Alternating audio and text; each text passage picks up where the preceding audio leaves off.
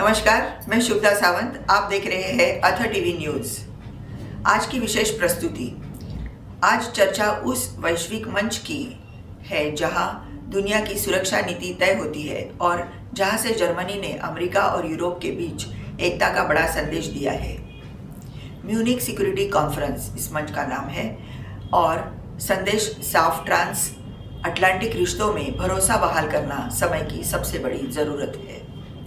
Munich सुरक्षा सम्मेलन क्या है?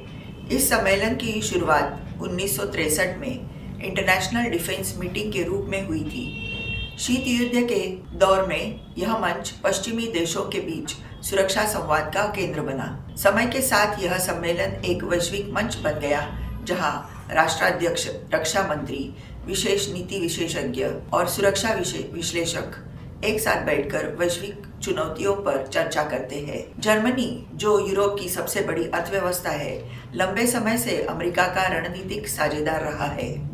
लेकिन हाल के वर्षों में रक्षा बजट को लेकर मतभेद, यूक्रेन युद्ध के प्रभाव, चीन और इंडो पैसिफिक नीति पर अलग दृष्टिकोण, इन मुद्दों ने अमेरिका यूरोप संबंधों में कुछ दरारें पैदा की है।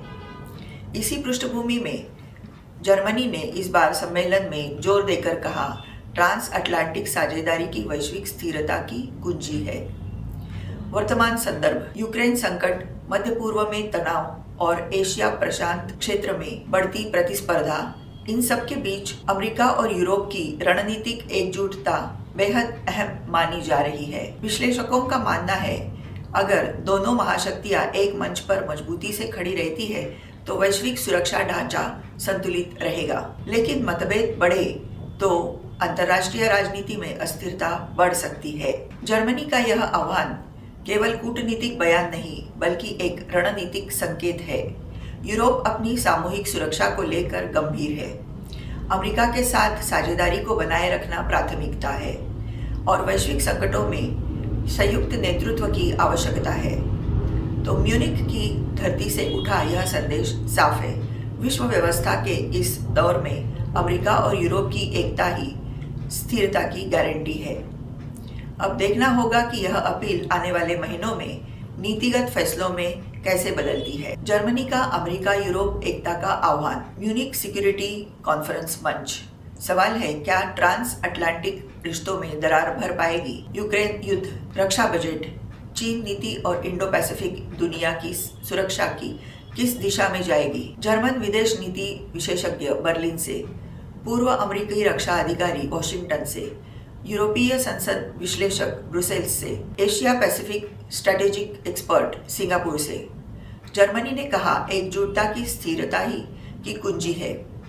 क्या यह संकेत है कि यूरोप अमेरिकी सुरक्षा छाते पर अब भी निर्भर है? यूरोप अपनी रक्षा क्षमता बढ़ा रहा है, लेकिन अमेरिका के बिना संतुलन मुश्किल है। साझेदारी अनिवार्य है। अमेरिका चाहता है कि यूरोप नाटो में अधिक रक्षा खर्च करे।